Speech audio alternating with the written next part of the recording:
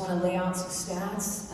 Working with survivors, this is a particularly egregious instance or series of acts of violence. Violence or rape as a tool of war started in the late Middle Ages when rape was considered a way to show your manhood. It was considered a common or normal part of the spoils of war, and since that time, literally millions of women have been raped, mostly women, some men. We had a commission after World War II documenting that, the rape of Nanjing, World War II, you name it, in the former Yugoslavia. As you noted, Heidi, it is happening right now. It is happening in Ukraine. It is happening in Haiti, and we're talking about organized, systemic use of rape as a tool of sexual violence, as a tool of war.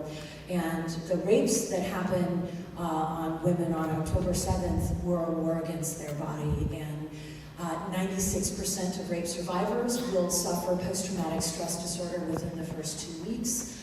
51% will have lifelong post-traumatic stress disorder. So we actually do understand that the trauma that happens with rape.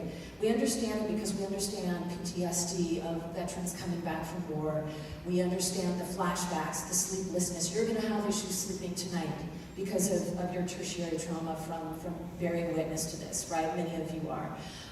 We're talking about depression. We know that rates of depression for trauma for those who've experienced rape and sexual assault are 3 times what they are for folks who have not. We know that suicidal ideation and death by suicide is over 2 times more common for rape survivors. And so what is happening with these families right now is the survivor's identity has been shaken, the family's identity has been shaken, their community's identity has been shaken, mostly because of a myth that drives victim blaming. And that myth is, and this is why we, even though we know better, many of us do not believe survivors or want to blame them or hold them somehow accountable. What was she wearing? What was she doing? What was she, why was she out at night? We tell this story because to tell the truth, which is that we don't control these acts of criminal violence, right? And that the survivor is not at all responsible for a criminal felonious act against her. If we tell that truth, then it means we can't control it. It means that our daughters are on college campuses where they face higher rates of rape and sexual assault than if they don't go to college. It means that we are not in control of this, and so what ends up happening is that a lot of survivors face victim blaming. I hope that none of these survivors do, but I will tell you right now, the struggle is literally to keep these rape survivors alive. The suicidal ideation and what happens for the next couple of years, it will take all of the family's resources to focus on that survivor. It will take community resources to focus on her. And what happens, and I want to just tie this back into so much of what's been said on the panel, if I may. What happens is that all of these symptoms of trauma are exacerbated when you face something that Jennifer Fried has called institutional betrayal.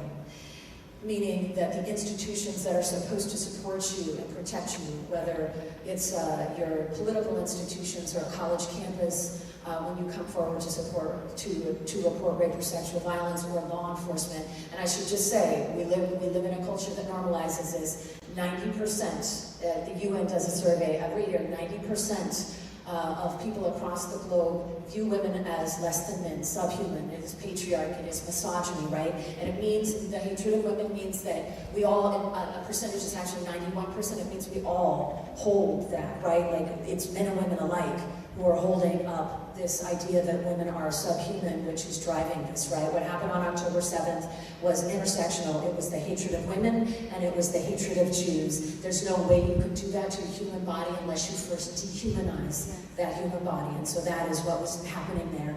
And all of these symptoms are amplified when a survivor faces institutional betrayal, meaning the institutions that are supposed to support her do not. And what happened on that day is that the international feminist community and the local, the US feminist community absolutely failed survivors with their silence. And they failed survivors because we have something that has happened on what I call the illiberal left, which is the oppression Olympics, where the pain and suffering of certain identities matters more than the pain and suffering of others. And I can say this as a college professor. I care deeply about the pain and suffering of people of color. I also care deeply, as hopefully every decent human being in this audience cares about the pain and suffering of women and queer folks and people who face fat phobia and people who face anti-Semitism and Islamophobia. We can't hold these complexities, right?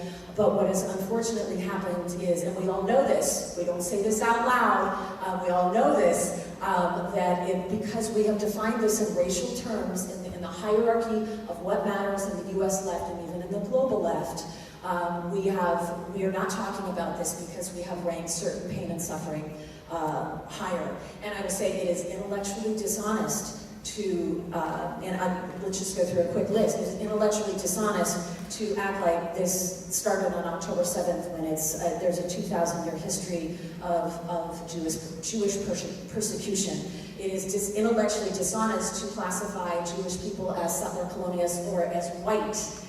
It is simply to take a relatively recent phenomenon of the racial hierarchies in the United States that emerged about 400 years ago, and to take that and to put it on what is happening right now to understand what is happening in the middle. It is simply intellectually dishonest. It is intellectually dishonest to say that you care about the pain and suffering of people and not speak up about what happened on October 7th. It's also intellectually dishonest to not be as equally heartbroken for the children who are dying in Gaza when Hamas, and not being able to separate the people, right, from Hamas, the terrorist organization. It is intellectually dishonest to not have your heart break for those children just the way my heart breaks for the women of October 7th. And I hope that we can all embrace some intellectual honesty. Yes, thank you. I think empathy is so important. And again, it's the antidote to intolerance. So, Soraya, one of the things that we've witnessed is obviously anti-Semitism, Islamophobia, but this attitude of treating women as subhuman. My question to you, with all this violence, on the treatment of women as weapons of war, the anti-Semitism and the Islamophobia, what do you think, how do you think this impacts democracy and the world? Thank you, Daphna. I sat there as I watched the movie with mixed feelings. I was in deep grief, deep anger, and in deep disappointment. Why? Because for 75 years, the lobby of Hamas and the extremists have taken us all for a ride, and we didn't speak up long and hard and strong. And today, the silence of the Muslim communities, not around the US, let's talk about Los Angeles, is deafening, isn't it? Yes. So I was embarrassed. But I remember the words of my father, who would always tell me that we, as a human race, we are either coming from a problem, or we are in a problem, or we are going towards a problem. So let us take heart, and it's so exciting really for me to see every one of us, every one of you here, because those of us who have community, we cannot be victims. And to remember that we have work to do. In that, the question I want all of us to ask is, are we going to go through this, or are we going to grow through this? And today, October 7th has been a defining moment where every one of us, no exceptions, we have to all take a leadership role. We can all do something, and we have to do something.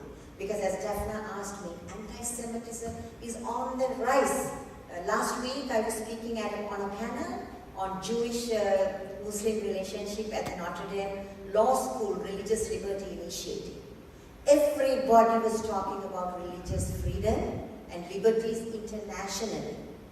Not one person spoke about the desecration of religious liberties for the Jewish community in the United States of America.